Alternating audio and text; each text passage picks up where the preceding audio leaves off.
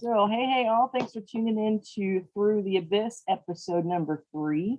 I'm your co-host, Mandy. And I'm your co-host, Ben. And tonight we're fortunate to have one of my favorite people on for a chat. She's a singer, actress, producer, and writer, Marika Olivo. Thanks so much for joining us tonight. Well, thanks for inviting me. Always a pleasure chatting with you. Marika, you have a lengthy resume of films, TV, and theater. What is it that got you into acting? Well, let's see. My parents were both involved in theater. Actually, my dad met my mom at her acting studio. She was an acting teacher in San Francisco, and he was a plumber. It was a dream of being in the movies, and he walked in one day to her class. As the story goes, I think he was dressed in a tux because I think he thought that that's what you would need to do in order to be a star or something like that. I feel like my mom just remembers him being like really overdressed, oddly like this is just the class. This isn't like an audition to be, the next star of a film. And anyway, they hit it off, and my mom had already had her career as like a B-movie actress in the 50s and 60s, and she'd like done her Hollywood time, and she'd now had 3 kids from another marriage and moved to San Francisco, and my dad was just sort of like just starting that adventure. And so when I was like, oh god, here I gotta go do it again, so they moved to Los Angeles, and they had me there, and I think I just sort of inherited my dad's sort of unrequited dream in some way. You think you pick up on these things as kids, and I didn't know what I was doing at the time, but my dad always just was constantly taking us to movies. It's his favorite place, and he just talking about film and just deconstructing storylines and characters, and putting on shows. My parents they renovated the local theater playhouse in my neighborhood. My mom would direct theater. My dad built it because he was like a plumbing contractor, and I think I inherited that. But what I really wanted to be when I was younger was a cat. I was really obsessed with my cats, which wasn't cool then. We back in the day, it used to be like you were a weird cat person, and now it's become cool. So I feel like I'm just finally coming into my own as a cool person. It's currently cool to be a cat. It is currently cool to be a cat person. Okay. Being a cat is something I have learned is a loftier dream than I think I may attain, but I'm not giving up yet.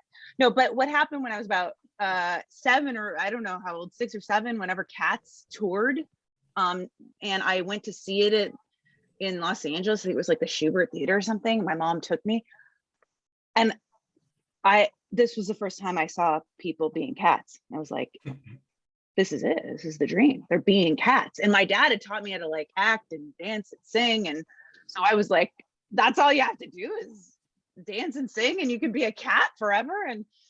And so that was that moment I made that decision that I'm going to be a cat. If it involved dancing and singing, so be it. And then shortly thereafter, like the neighborhood theater playhouse that my parents had rebuilt in our little town was casting the children's version of Cats. And so I just like got off at the next stop instead of my house after school. Back in the day when your parents didn't know where you were, when you came home from school, you just sort of like let yourself in or go do something after school and show up at some point and make yourself dinner. I just got off at another stop, and I auditioned, and I got the lead role. It's like the littlest Grisabella. Nice. And I kept getting, walking back home, and my parents did not know that I was in this production. They were not involved at that period of time until like one of my mom's friends went to the opening night, I guess, and reported back to my mom like, oh wow, I didn't know your daughter could sing. She's like, yeah, she's probably okay. Why? How do you know she can sing? Like, well, she's the lead in the. Didn't you? She goes, no, I didn't realize that my daughter was the lead in the what? So then they came, and I was really excited because my mom was still friends with it's the skipper from Gilligan's Island. Gilligan's Island. Get out of here. So she brought him to my performance, and that made me very happy. My mom was cast originally as Ginger. No way. wow. Seriously? She had the contract for a year before Oh, they replaced wow. her. They got a bigger name, so they replaced her. Oh, Yeah, she was so relieved. She thought that like it would have been hellish to do that role. She just like couldn't. And then now she's like, oh crap. right. Are you kidding me? That would have been Kind great. of an iconic role there. Yeah. So Oh, she's well. the Ginger that never would. So you were Grisabella. Cats is what got me turned on to Broadway, actually. Right? So are you going to sing Memory for it? I'm kidding. You don't have to. And go. I'm kidding. If All right. Well, since we're in Halloween season, I'd love to talk to you about some of your horror movies that you've been in. No One Lives, The Last Resort, Maniac, and Friday the 13th, just to name a few. We've got to start with Friday the 13th since it was a huge movie. What was it like going against an iconic horror movie villain like Jason Voorhees? Oh my gosh. Derek, by the way, is the sweetest human being we've ever met. It's just like hilarious that he could be the most frightening person on screen. He's just the funniest, sweetest. So I was like, when I met him, I was like, oh crap, like how am I going to be scared of Derek? I love this dude. And so the story started with I did not, this came to me in a very unconventional way. Usually your agents set you up with an interview, or an audition with the casting directors and things, if they like you, then you move on to the next step and you sort of have callbacks. And in this scenario, they had already done all that. I was working on another film. I didn't even heard that they were even doing this. I was distracted elsewhere, and I was in the Mojave Desert working on Bitch Slap. Mm-hmm. And I got a call from a friend who was in the film, working in Austin, Texas, saying, "Oh my God, where are you right now?" I said, "Well, I'm in the Mojave Desert. Why? Where are you?" He's like, can you get out? Can you get to Austin, Texas, like soon? I'm like, what are you talking about? He's like, well, here's the thing. There's this woman who was either fired or quit or something. I don't want to spread any rumors about what went down, but she was supposed to be in this film, and it's not going to work out. And we are under this extreme time constraint because we are losing our location. There's something else that's like booking there, like and the weather changes and like everything is so dependent on the next few days. We need someone to who can fit her costume to get over here and like do her role immediately. I was like, what the hell are you talking about? I remember immediately being like, I'm so sorry, I'm working on another film, I'll talk to you later. And he was a bit insistent. I remember he was like, his name was Nick Manel. He's like, no. I mean, it's a really like, you should come. I'm like, what are you? He's like, it's Friday 13th. I'm like, wait, what? What are you? I'm working Friday 13th. Okay. So anyway, can I tell them that you're available? I'm like, I don't think I'm available. I'm working on this other movie. And he's like, well, are you interested? I don't know what I'm supposed to do. I'm like, I guess just tell somebody. I don't know. I was so tired. I was so tired from the Bitch Slap shoot, which was one of the physically hardest things I ever done. And I was like, I don't think I can physically do this or make it there or even think about this. He's like, well, I'll just tell them to consider you. I'm like, okay, great. So he talks to them, and apparently they go to the casting director. It turns out the casting director is the exact same person who cast Bitch Slap. So they knew the producers just by coincidence, and they called the producers and said, can we borrow your actress? And they said, they're sort of scrambling, but then they came to me and they said, well, it sounds like you have this really good opportunity. I don't want to keep you from work, so we can work around it. And I just remember being like, huh? And I remember Nick calling me and he's like, get it together, get your stuff together. And I was like, he's like, it's really great. The people are amazing. This cast is so great. And we're in the Four Seasons in Austin, Texas. And he was explaining all this. I was like so tired. I couldn't even think about it. He was like, we're boating together. And I guess they'd taken like 2 weeks prior to the shoot to like hang out as a cast to get to know each other so that their connection, their vibe as friends would be authentic. So they'd been having this great time and picnics and barbecues and blah, blah, blah. And I'd been on the hardest shoot of my life in the Mojave Desert, where we didn't have boats and water. And there was lots of sand and dirt, and we were just so tired. There was no option to even want to do anything together as a cast. We're just sort of like, bye, good night. And I was in like the nicest hotel that they have to offer in that part of the desert, which was, it was a motel that, could have easily stood in for any, put any horror film on name.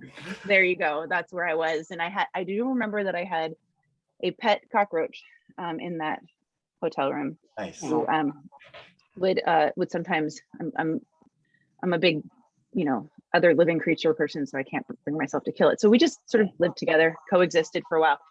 And I do remember thinking, when Nick was telling me it's a 4 seasons, I was picturing like big plush pillows, and he's like, I just remember seeing the roach and being like, oh man. I was like, do I take it with me? Do I not? That was like my big, I feel so bad. I'm gonna leave you here.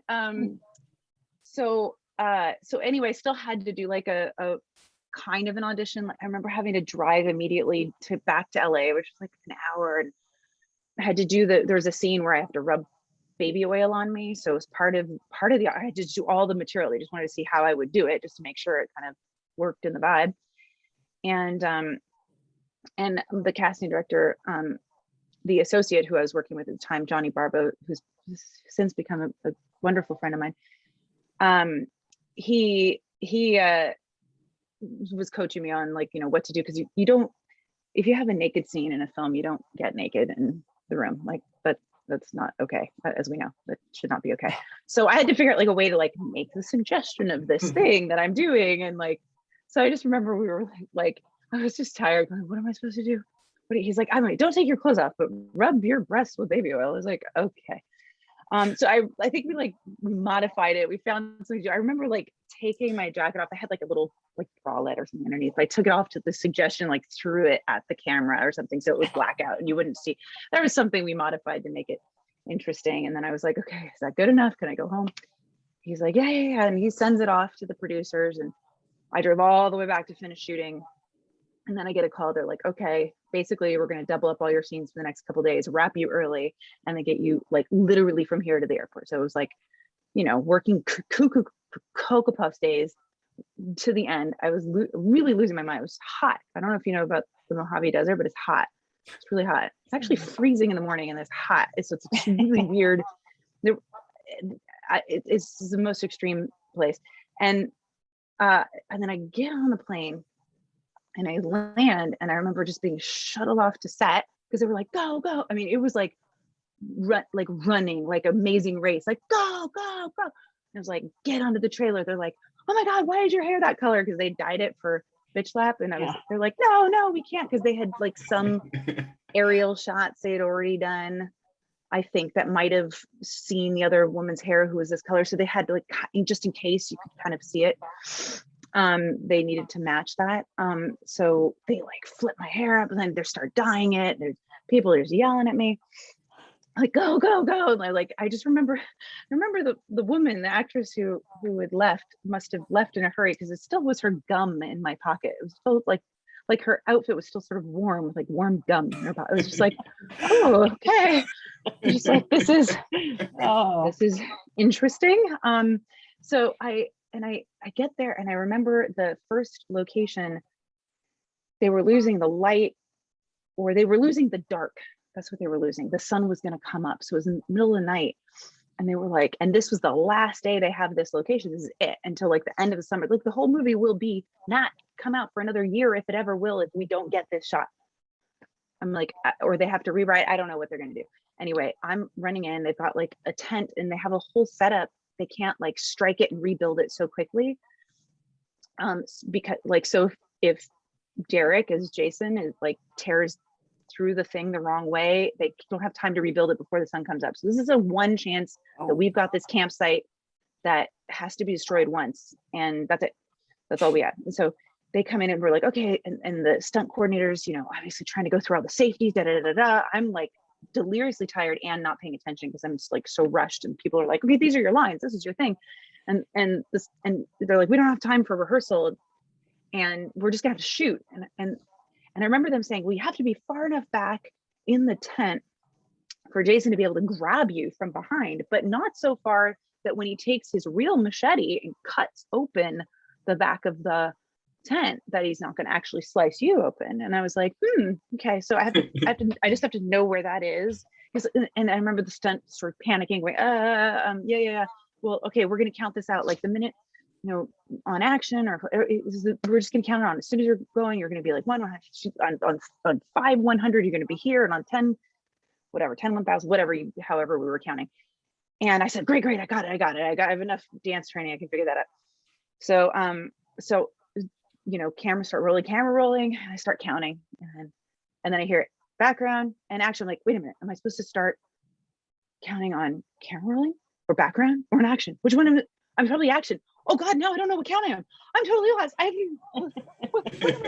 And then I just remember being so paranoid because I didn't know when the machete was coming, that I was doing the moves because I know I had to look forward, I'd do a peek, I had to move back, I had this whole like choreography. And I was absolutely terrified because I didn't know when he was coming to get me. So I didn't have to act. Derek legitimately scared the shit out of me. And I by some miracle, because Derek is also an incredible stunt person, he did not slice me. and he got me, carried me out. And I remember just like after this crazy intense scene, I remember just being in Jason's arms at the end, and we were just all terrified and swept up, and I'm actually legitimately screaming when he like grabbed me, because I didn't know if he'd cut me or not. I was like, I didn't know, my arms still pieces, and I just remember like getting out of his hands, arms, legs, here, still here, and I was like, yay! So it was like jumping up and down with Derek in his costume, like in the back, and the whole like, you know, crew just erupted in applause because we actually got the take, and then like the sun came rising up like right then. And we were like, wait, is that it? It was a really intense, dude. And I was like, do I get to go home? And I was like, what's this 4 seasons that we're talking about? They're like, yep, sun's up, you got to be ready in another few hours, we got the other scenes to do. I was like, I don't remember seeing the 4 seasons. I don't remember there being like a boat and like friends hanging out, or like pizza, barbecue, like I don't know, whatever that thing was that Nick had lied about. Just lied. See, you shouldn't tell that story, because you were really good in that scene. I mean, you were like, you terrified. I was scared. See, you could like not tell that story and be like, people think you're the greatest actor in the world. No, I'm not. I'm actually a terrible actor. Whatever. What I'm worse at is counting, apparently. Well, you just chalked it up to delirium. That's all it was. It's all such a blur. I mean, there's like, I don't know. It was a great experience. And we all became subsequently friends in the cast, and they are wonderful. And Nick didn't lie about that. And he didn't know he was lying when he said that it was going to be like, you know, a plush situation either. But it was all in all great. I'm glad that everyone pushed me to do it, because it's been super fun. It's like the type of thing that, you know, you get to be a part of forever. Like once you've done something like that, that's part of such a well-known franchise, you get to be a part of that family for so long. And touring, doing signings and things like that have allowed me to meet so many great people, and it's been residually so much more rewarding than the actual shoot, which was nuts. Really cool. Now, your death scene was probably one of the coolest. How much of the stunt did you actually have to do yourself? You know, it's all a big blur as well. I didn't have a lot of time to question what was going on or to get information, because everything was going really fast, as I said. I didn't even know, I don't think I understood what my death scene was going to be either. So I was like, okay, what? And they're like, okay, you're just going to get in that sleeping bag. I was like, and they're like, first we're going to put this like jelly, you know, material on you. I didn't realize it was fire retardant. I didn't compute. It was fire retardant. I didn't realize why it was making me so cold. I just remember being so like shivery cold. And apparently fire retardant does that, I guess. Or I was just cold. I don't know. But I think I heard, I should have Googled this I keep forgetting, but I feel like I know that the stunt person who was supposed to cover my role was in the hospital and was not able to perform my stunts. I know that much. I feel like it had something to do with the fire retardant, like she like got too cold or hypothermic or something. I feel like that, but I could have made that up. I'm not sure. Anyway, she wasn't there. And so I don't know how much she did prior to that. But from what I see on the film, I did all of what I did all that. I fell out of the bag. I did it. I don't know if I'm the one they used in the end for the cut or if she did some of it. I'm not sure. I do remember that they said something about there being, when it was like actually on fire, there was some sort of robot inside or something moving when it was aflame. But there up until that point when there was fire all around it and falling out of it was me. And they, as far as I know, and they had put such amazing, they did like hours and hours and hours of these layered prosthetic pieces. The most amazing thing I've ever seen anybody do in person, let alone on me. And they covered my entire body. I was in a shower with a bunch of people just naked, just standing in the shower, like putting on layers of skin and muscle and tissue that were fake. And they did it so that like when Amanda Rigetti would come and run after I'd fallen out, and she's run and grab me, the initial effect that they filmed, which was so cool, was that each piece of me, that because I'd been rotisserie, just like if you imagine a rotisserie chicken, each layer would come off as she's grabbing my hands, and just layer after layer of my skin, just skin and then tissue and muscle and just parts. And apparently I mean, it was really, really well done. But apparently I think it was a bit too much for audiences and the test audiences. That's what they apologized later. They're like, we know you went through like these great lengths to get those prosthetic done. I mean, you got to have people up in your parts and everything. All right, so my co-host Ben is having some internet issues, so I'm going to go ahead and go on with our interview. Were there any moments during the filming, other than obviously the tent scene, that kind of scared you? I mean, you guys were in the woods a lot. So many of the actors who are now my friends are just really funny.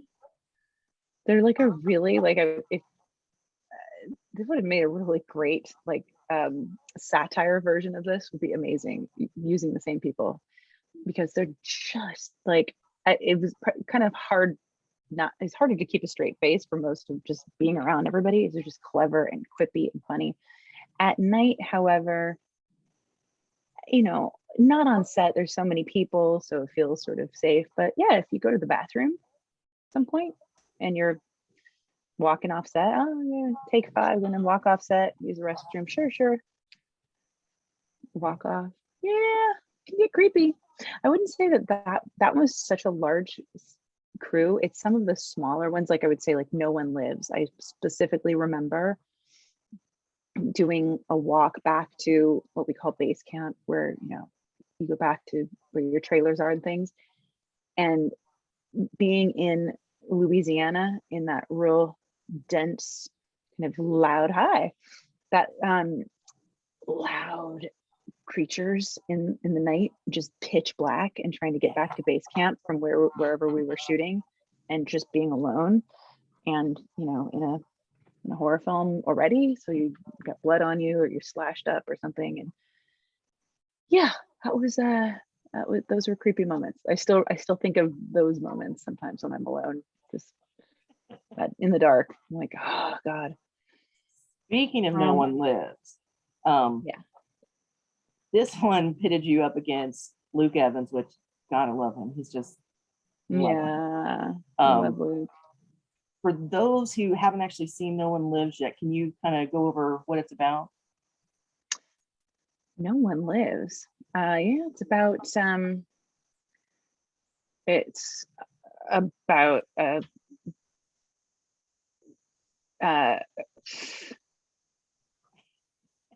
there's like it's like different factions of bad guys. Like there's like a serial killer and then a team of really bad dudes, which I'm a part of. And this young girl Adelaide, who is like sort of caught between us. And that's all I can kind of what is it about? That's a good question. Well, I'm like, do you really think he's a serial killer? Because like he's such a it's a weird character. Because like, I mean, obviously we know he's bad because he's kidnapped the chick, he's got her in her car, and like his girlfriend. Do you think she was there by choice or because he's got like some kind of brainwash hold over her? Because I mean, he didn't kill either one of those two girls. I mean, I can't figure out what kind of a bad guy he is. I mean, I really like his character, and I don't know if that makes me crazy or what, but there's just something about his character that I thought was awesome, how he went after your group for what you guys did. Yep. Yeah, it was just basically a mashup of like, I feel like I took it on to mean sort of like, you know, King Kong versus Godzilla. They're like two. Yeah.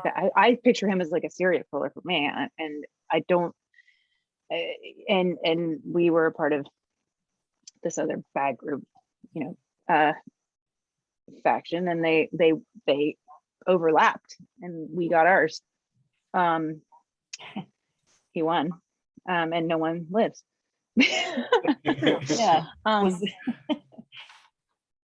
that a tough shoot for you? Because you got knocked around quite a bit.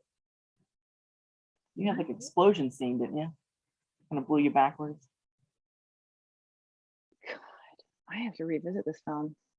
Oh yeah, no, I remember now. Yeah. There were some intense scenes. Yeah, I don't remember. I don't remember getting hurt or anything on that shoot. No, I do remember that. I won't tell you which one, but one of my co-stars did get injured, and it stopped production on that film. Oh. For a few weeks. So we were actually in Louisiana longer than we should have been. And how that person got injured was doing chair yoga in their hotel room. Seriously? So it wasn't even on the film. Right. So all of these like, you know, crazy stunts, and that was the injury. Like, go figure. Like, it reminds me of, you know, a lot of having done a lot of stunt films. Even we talked about once before with Spider-Man on Broadway, which was supposed to be this, you know, dangerous show or whatever it was infamously known as. And none of that is what I never broke a bone in my body until one day I was doing laundry and I broke my foot in two places. It's sort of like that weird thing, like, how do you do all these things and then break your foot doing laundry or yoga? So that's what I remember from that film. That film was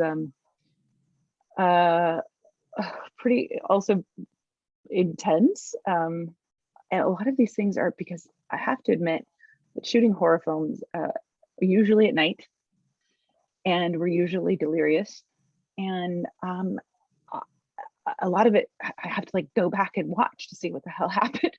Like it's a lot of just like screaming and running or fighting, and you're like not worried about the depth of the characters, you know, backstory or emotion like you are in some dramatic films. So it's like you're not sitting in that space, you're sitting in survival mode in so many horror films that if you ask me what it's about, it's like, oh, it's about surviving. Like, I just remember that my character needed to survive, so she would do anything to do that. But I couldn't tell you what the other storyline was about because I wasn't involved in that. I just remember when someone was attacking me, I was fighting back. You know, that's my memory from my perspective as a character. And when you're making these films and you piece them, they're being pieced all together, right? It's not in sequence when you're filming, correct? That's correct. Like, yeah. Is there ever, and I don't need you to name names or anything, but is there a film that you've made that you haven't actually watched all the way through, or have you seen them all? I usually see them at the premiere. That's when I Yeah, see so them, you see either them. at the festival. Yeah, I don't get to see them before usually. Sometimes, no, not unless. Do you ever No. revisit them, or is it pretty much the premiere and then you're on to the next project? And I would never ever ever put on a film I did just by myself in a house or for my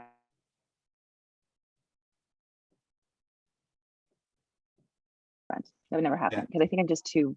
So it would have to be something that someone else arranged, like a festival or a screening or something, which I do. I would revisit and watch it many. I've watched Bitch Slap many times because we did a lot of festival screenings and other screenings. Friday 13th, I think I've seen just through also festivals and rescreenings and things, but I just like, you know, Christian's also an actor. What are we gonna do? Just there's so much content on TV when we sit and watch ourselves all day. I made you watch Neighbor with me when I was at your house a couple years ago. I don't even remember that. I Really? don't remember that. Mm-mm. Christian would come in and watch it. It was just me and you. Christian probably didn't watch it. And did I even stay in the room or did I like make popcorn a lot? No, you sat beside me the whole time. I don't know if you were watching it or not, but you were sitting on the couch with me. So Did I? Wow. Okay. Well, there you have it. But He's you a good made host. you put it on. Yeah, it was my idea. It was not something that was brought up by you at all. Wow. I'm surprised we did that. I hadn't seen it yet, so and you had it. Wow. What year was that? Wasn't too long. Well, it wasn't too long after you guys moved to New York. Oh, so a long time ago. Okay. Oh yeah, long time ago. Yeah, Okay. long ago. Maybe I hadn't seen it all the way through. Maybe that's why I watched it. Huh. Yeah. Cool. Kind of a badass in that one too. Mm-hmm. Okay. Creepy Hang on film. just a second. Ben, do you want to start with The Last Resort? Yeah. Yeah, so The Last Resort's another interesting one that you made. It leans more towards the supernatural as opposed to slasher. It's a bride-to-be and her bridesmaids head to Mexico for a bachelorette party and end up getting stuck and what I would call a cursed abandoned resort of sorts. Will you tell us a little bit about your character and what happens to her? Oh yeah. That was another one of those like, come make a film. We're gonna shoot it in Mexico on a resort. And I remember being like, I just broken up with my long-term relationship, and I was like, that sounds great. And apparently, like all the other actresses, we all had something like that. We're all like, yeah, let's film this movie in Mexico, and sounds great. It's kind of more about like this, you know, like a vacation work / vacation thing that it, you know, sounded like it might be. And then they changed the location at the last minute and decided they were going to shoot it at Zizek's on the border of California and Nevada. There's a street called Zizek's. I think there's like a film about it too. ZYZZXX or something like that. There's a very strange name. And you always see it if you go to Vegas from Los Angeles, you always see that street. And I was like, Zizek. I never thought of pulling over there. So they're like, it's near Barstow, it's like it's known for having the world's largest thermometer. So if you can imagine what that town is known for, that it's obviously really hot there too. So again, not a huge choice of 4 seasons 5-star accommodations. So I remember being a little like, okay, we're not in a resort in Cancun, but that's okay, it's work. We're going to do this film here in 120 degrees at an old abandoned kind of campsite where they had, I mean, the spiders and the lizards and the snakes, and like this is what the campsite was there to study all of these kind of creatures. And that had since been abandoned, probably because all those people were killed by them, I'm sure. And so now we are like at this place, And I just remember the best part about making films is meeting your cast and crew, because they're people who make films are often of similar, cut from similar cloth, which is just people who love what they do and are making fantasy bigger life. So we always get along. I love cast and crew. I just love everybody I've ever met on almost every film, almost. And so we immediately hit it off. It was so great. And I basically came to learn, which I had a run of these characters that a lot of times when you're shooting films, your character does some scenes and then takes a break. But I had a run of doing a lot of characters that didn't get breaks. Just I was killing or getting killed like a lot. So it was just like another one of those films where I was like really tired and I was fighting a lot. And I was running around, and like all of my friends who were really cool to begin with in the beginning of the film got all weird and possessed. They started chasing me and trying to kill me. And so I just remember being really hot and running from all these lovely new friends as they were trying to kill me. And that's the story of that film, is chasing America and trying to kill her. So are you saying that you would have preferred shooting in Mexico? Yeah. Yeah. Make sure your contracts are ironclad, folks. But again, we had a great, it's kind of, you just roll with it. Yeah. We just also had a great time. There were some really weird stuff that happened on the set that I just can't even I don't want to get into. It was a little bit of a bit everything that could go wrong went wrong, let's just say. And but also when you if you're doing a horror film, to all those other filmmakers out there, do you have to do it in the desert in the high heat, because there's a lot of fake blood and it's really sticky, and it's just really, and the flies like it, and you're just in it all day because you can't reset it once you've done the scene. And you have to, that scene we tried to do more consecutively, in order, because of the amount of blood that kept, and the injuries that kept compiling on me. You couldn't reset it and keep washing those clothes and doing it. It was just, for the sake of the blood progression and bruises and things, we had to kind of keep it in certain order. And it just is, it's like, it's a sticky day after a stickier day, and before a stickier day, before a stickier day, before a stickier day. Yeah. Anyway, I think you probably answered our next question about is it difficult to work in conditions like that? Yeah. Do they try to keep it comfortable for you in any way? I mean, these were this was these producers and directors' first film. Oh. So that's all I'm gonna say about that. Okay. That when it's you learn so much, as you go, that I think that things were changing on them a lot, with the location and where they were, that it wasn't, we were rolling with punches on that film to get it to happen. And a lot of films feel that way, to be honest. Even if it's not your first, it feels like you're at a bit of a war with the environment and with the location and with the with just logistics. It's a constant struggle to try and keep it all together in a balance, and a miracle when it gets, when it's done. You watch it, oh my god, we made something. That's crazy. After all that, I don't even know how it happened, but something happened, and it's magic. The editor's like, fuck you, it's not magic, I made it happen. Right, exactly. I am magic. No thanks to you not saying your lines in order. It was me. Yeah. The last film I want to talk about is Maniac. This one is a disturbing look through the point of view of the killer, who was played by Elijah Wood. You played his mother, so a majority of your scenes were you acting into the camera. Is that a tough thing to do? Is it any different than acting to another actor, having to look into the camera and just, the audience is, right in front of you? Is it weird? No. No, I don't find it weird. I think when we work with a camera a lot, because it's not the only time you have to do that. You have to do that for a lot of things.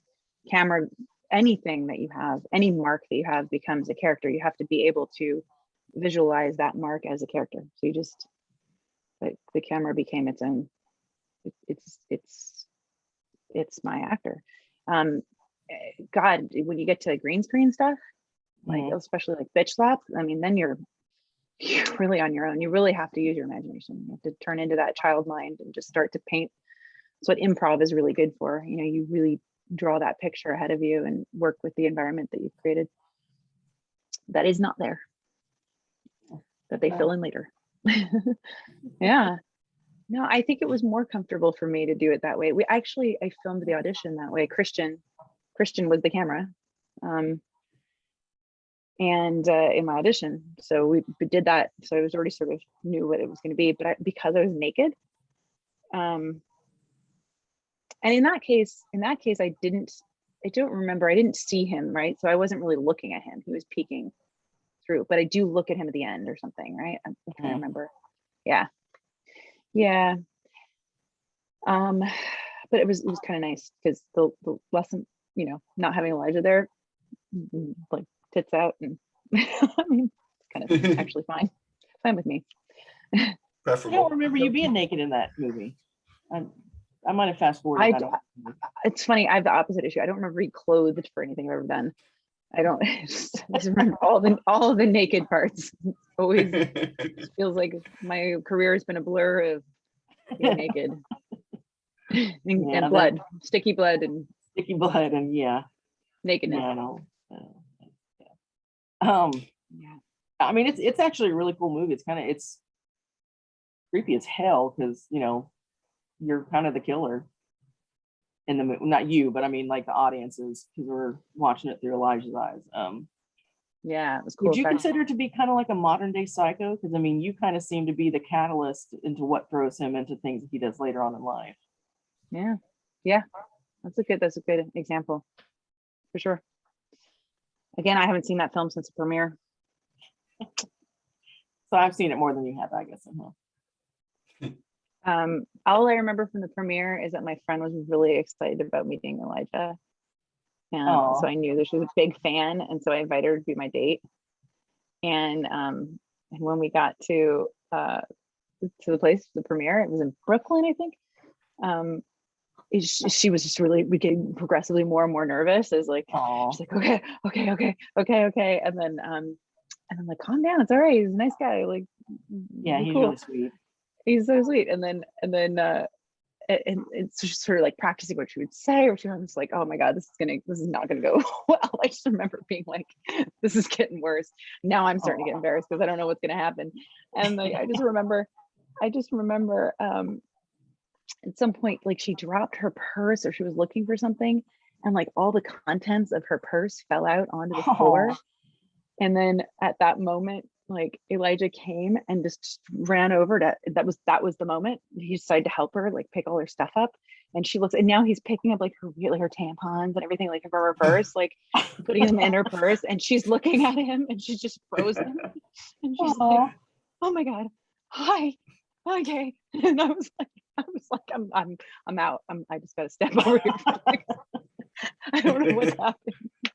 I don't know how to solve this situation. And she was just like, she just sort of stuttered and stared at him, and like, he's like, okay, you okay? She's like, I'm okay. And then she like puts her purse back, just stares at him walking away. Like, that she goes, that was it. That was my life goal. It happened, and that's how it went.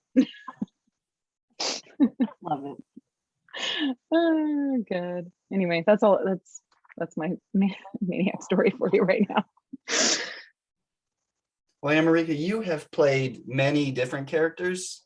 Do you prefer America the villain, or would you rather play a good character?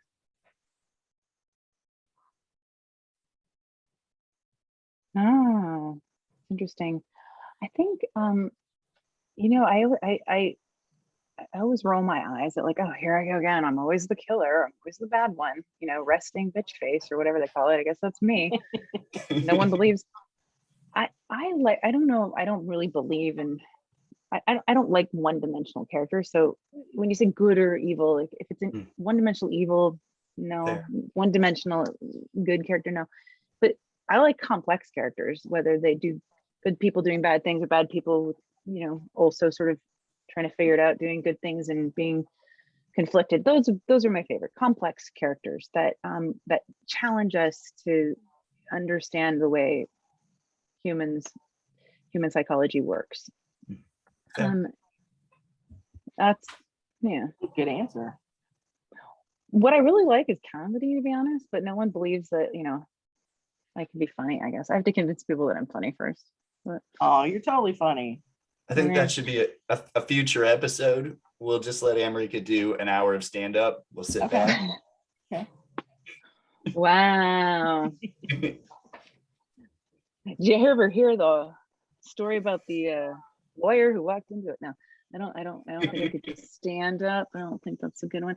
You know, I also do like doing, I love real crazy fantasy things like sci-fi stuff, like playing an alien or, you know, a mirage of someone's past, or, you know, the captain of a spaceship, or like something kind of fun. And I like always talk about how I didn't really like, if you know, as I've told you, the beginnings of why I got into acting, it was to be something I couldn't be in real life, Sure.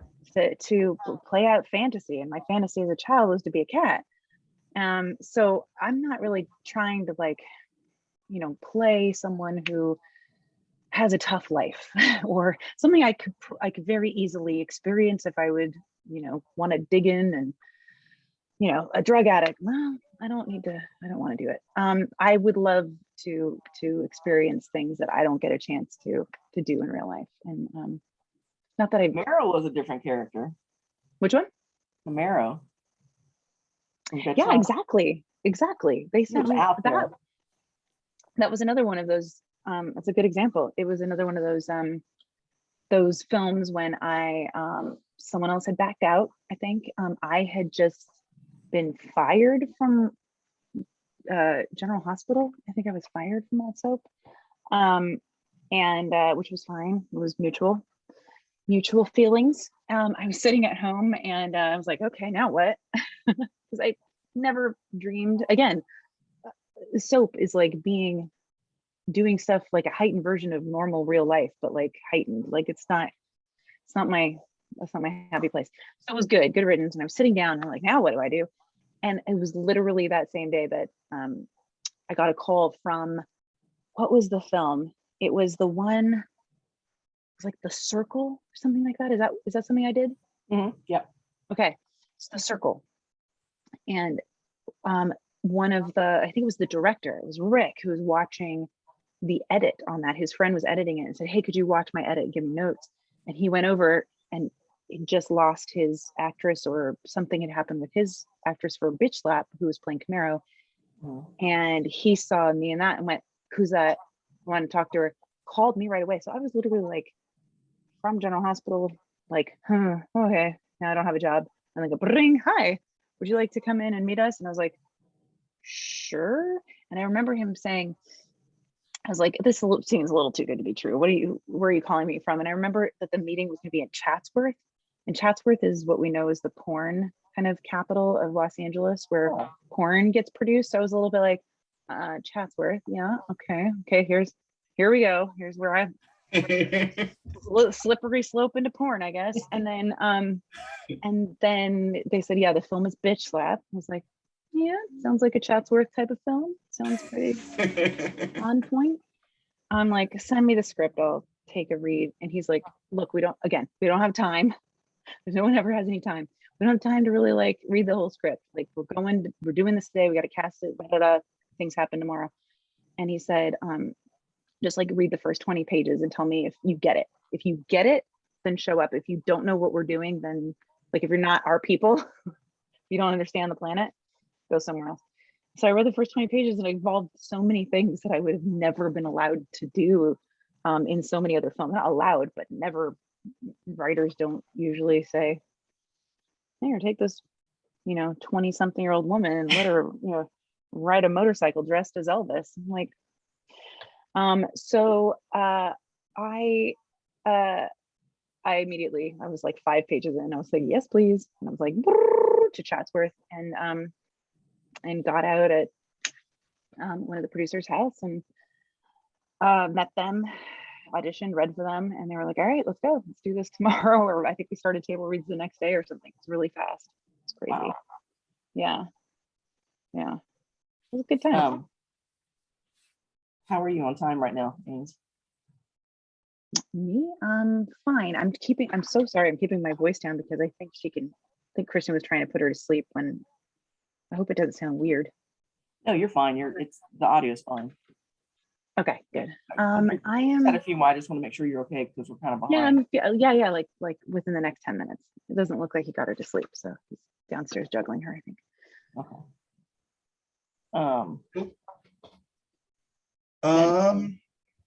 So being ghost hunters, I'm sure that you've been on location in some pretty cool places. Have you experienced any paranormal experiences in any location you've been in? There are 2 times I was filming that I remember having some odd experiences, and they're sort of a blur.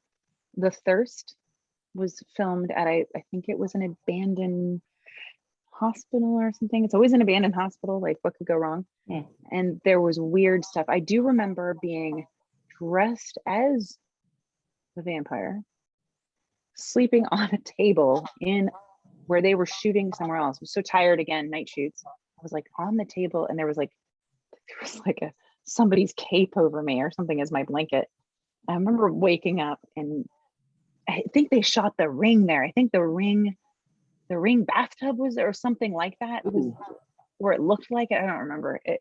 That doesn't make sense because The Ring was it even filmed in, there's a Ring 2? I don't know. Anyway, something like that. I should Google this before I say it. But anyway, super creepy, super creepy. There were people having stories all over the place. I just remember waking up in the pitch black and being creeped out of my mind. Now, that wasn't like, I didn't have any sighting or anything. I just remember being like, there's a vibe here. I think there was a functional mental hospital not far away too, if I remember correctly, right on the other side of it was very still kind of active and odd space. I remember also shooting a music video for my band, when I met you, Mandy, Saluna. When we shot our For All Time video, it was at the Ambassador Hotel, which has since been demolished. It was a abandoned Ambassador Hotel in Los Angeles, and it was just like a peppy pop song. It wasn't even moody. It was broad daylight. But I was in the elevator, 2 other people from set, and I'd never been in an elevator that had any sort of drop or issue ever, or locked in or anything like that in my entire life.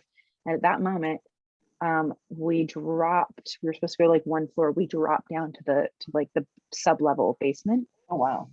And that was the only time I ever remember being like, and we was okay, like no one got hurt or anything. We got stuck in the elevator for a second, and then it popped open, lights went out.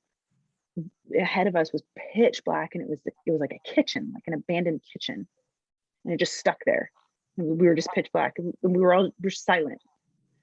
We were just like pause, and then the elevator doors closed again, and then it went up to the top level, and we got out, and we were like, all of us were like, whoa, crazy. That was really weird.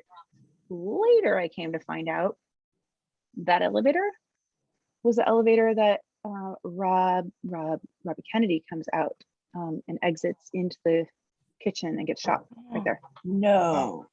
Bobby, what the hell is my problem? Bobby Kennedy. Wow. Bobby Kennedy came out, and it was, we didn't know, obviously. And then there were so many stories there are some crazy ghost stories about the Ambassador Hotel that people will tell you.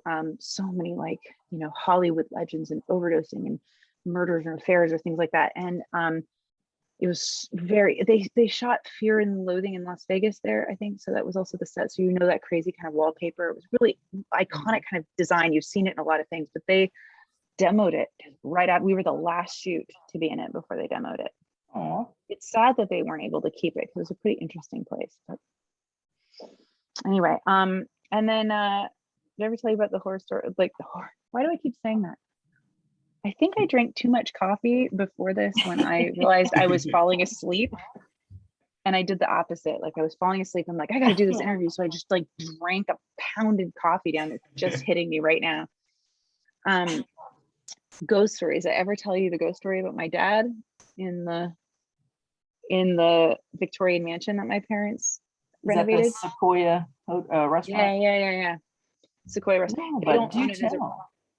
they don't own it as a restaurant anymore. They've closed the restaurant now. Now it's an event space. And then my dad has he has a wine tasting room in the basement for his wine.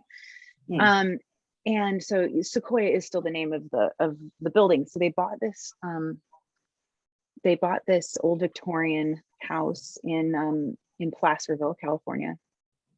And it was, I saw the before. I mean, it was also straight out of like a horror film before.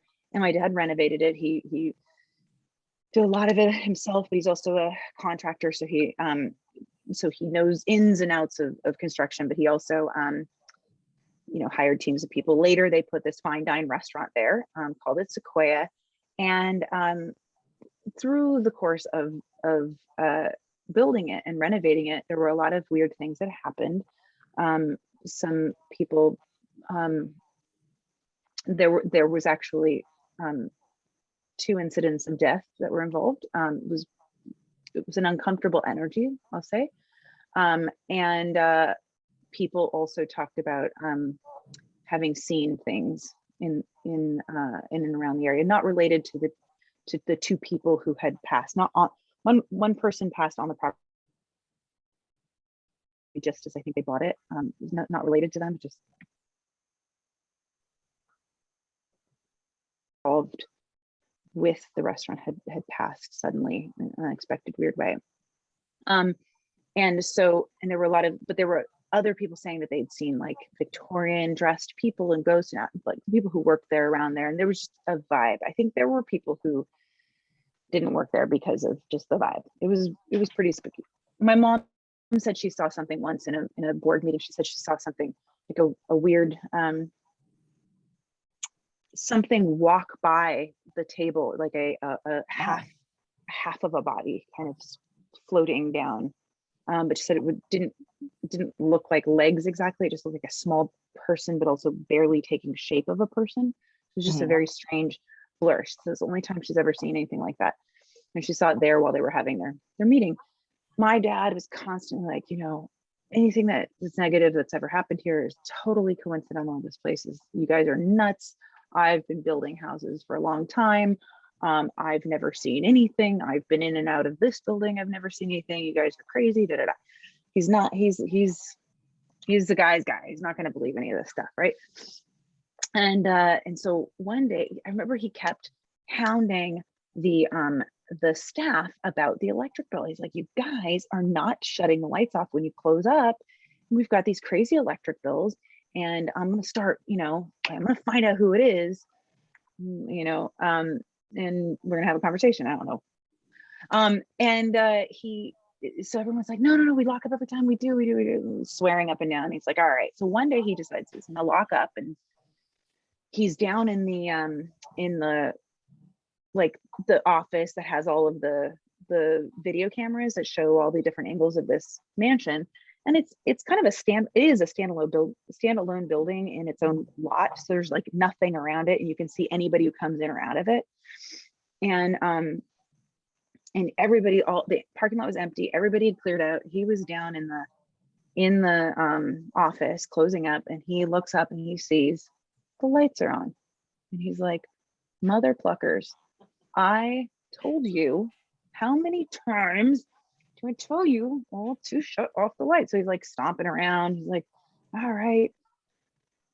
Click, click, click. He locks, making sure the doors are locked, da, da, da. Then he, and then he starts to feel like, goes back downstairs and he's just feeling kind of weird. He looks back up at the cameras and he sees lights are back on. He's like, these guys, they're messing with me now. Look at them. They're all talking about ghosts and trying to blame the ghost for the electric bill. Da, da, da, da. All right, who's here? And he goes upstairs. Okay, what are you? You're messing with me. He's looking outside. There's no cars. And it's really quiet. And these are creaky houses, right? Like you can't move very, like I have a creaky house. I know that I can't even get out of my daughter's bedroom without waking her up if I like step the wrong plank.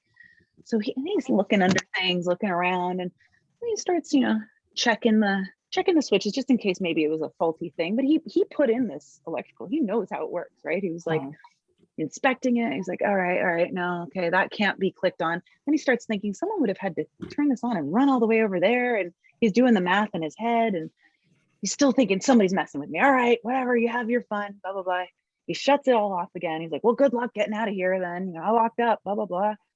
Lock up behind you, goes back down, grabs his stuff and leave. And as he's down in the office again, he sees the cameras, blink, blink, blink, all the lights come back on right in front of him. And he realizes, now I've like this, you can't just run that.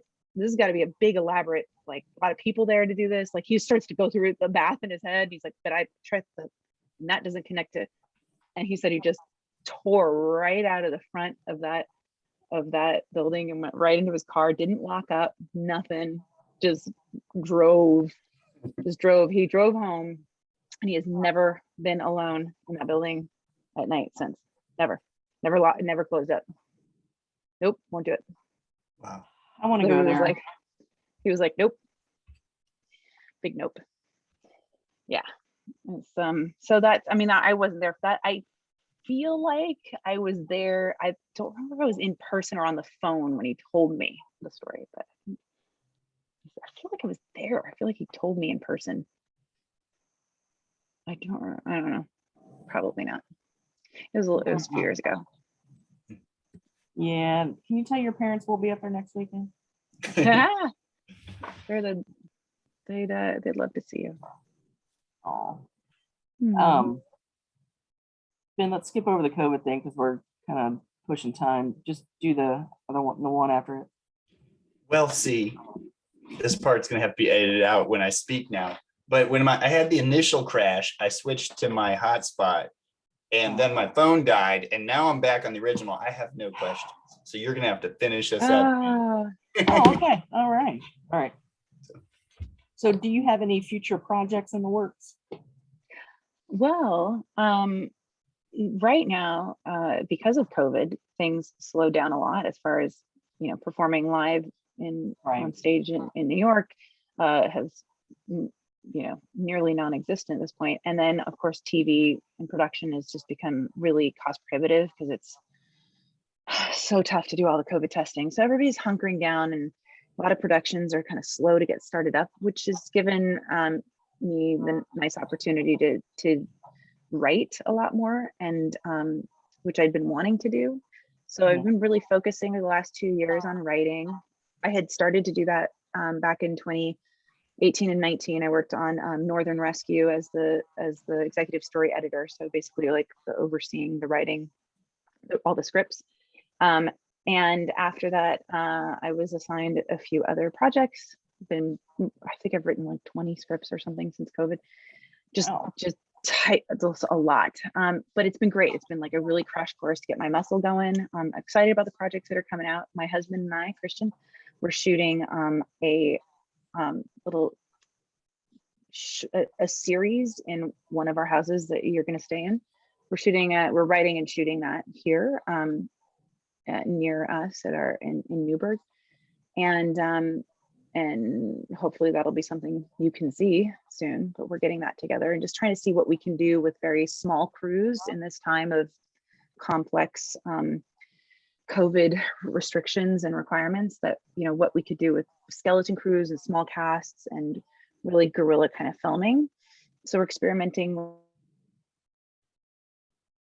with that on our own. And then we still have Reefer Madness, the Broadway musical. We had actually moved it to